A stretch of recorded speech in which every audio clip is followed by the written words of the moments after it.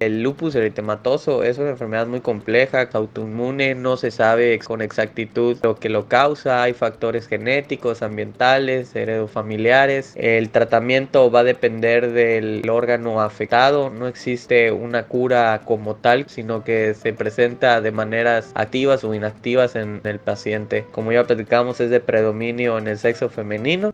Se realizan las siguientes pruebas. Esta prueba mide la totalidad de hemoglobina en sangre, es una medida de la cantidad total de sangre periférica. La hemoglobina refleja de manera cercana las concentraciones de hematocrito y glóbulos rojos.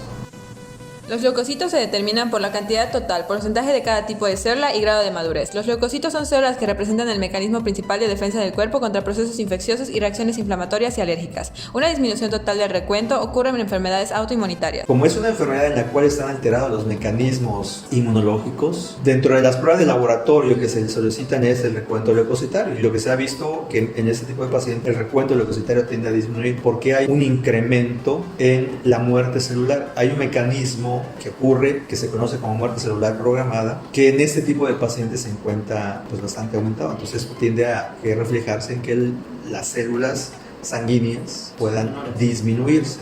Son fragmentos celulares pequeños carentes de núcleo. Los contenidos de los gránulos en una plaqueta se liberan para activar la coagulación. Las plaquetas normales se adhieren al área de lesión y a través de una serie de reacciones químicas atraen a otras al área. Primer paso de la hemostasia. Después tiene lugar la cascada de los factores de coagulación. Un cúmulo de plaquetas circunda un área de lesión aguda del endotelio de los vasos sanguíneos.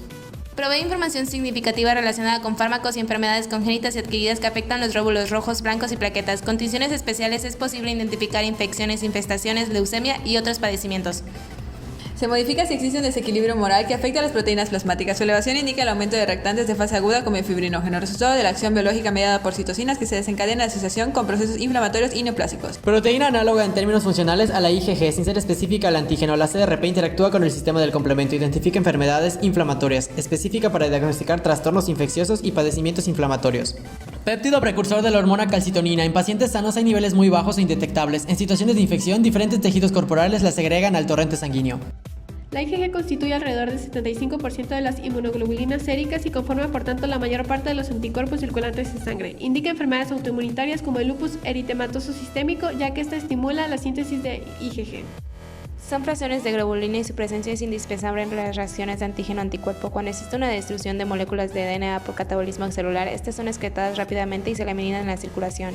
En el lupus hay una deficiencia de la enzima capaz de degradar estas moléculas que quedan circulando como cuerpos extraños, tornándose en antígenos capaces de producir anticuerpos contra ellas mismas. Son anticuerpos circulantes contra antígenos nucleares de las propias células del organismo. Son un componente esencial de las enfermedades autoinmunes sistémicas como el lupus eritematoso sistemático.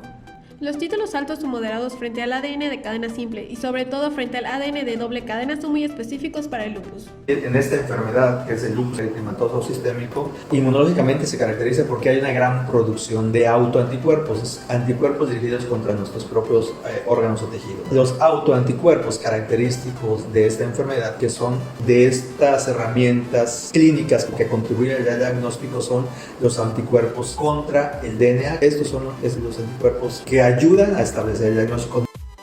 Compuesto por varias pruebas que identifican las distintas sustancias eliminadas por el riñón, puede aportar datos sobre alteraciones metabólicas y de patologías renales y extrarrenales.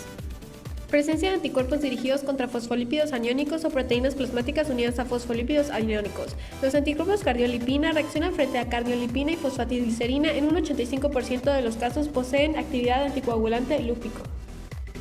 La IgM es la primera inmunoglobulina que responde a un agente infeccioso. Las concentraciones séricas altas de inmunoglobulina se pueden presentar debido a una proliferación de estos policlones u oligoclonales. Concentraciones aumentadas de IgM indican enfermedades autoinmunitarias como el lupus. Son marcadores serológicos que utilizamos para el diagnóstico de lupus u otras enfermedades. En cuanto a los síntomas y signos que pudieran presentar estas enfermedades, depende del órgano al cual estén dañando en su mayor efecto. Hay efectos secundarios como la nefropatía lúpica, neumonía lúpica, hay alteraciones del sistema nervioso central, de las articulaciones. Dependiendo del tejido que esté más comprometido por la enfermedad, pueden ser graves, pueden ser de control, y dependiendo de estos marcadores serológicos, la enfermedad se puede considerar como activa o inactiva.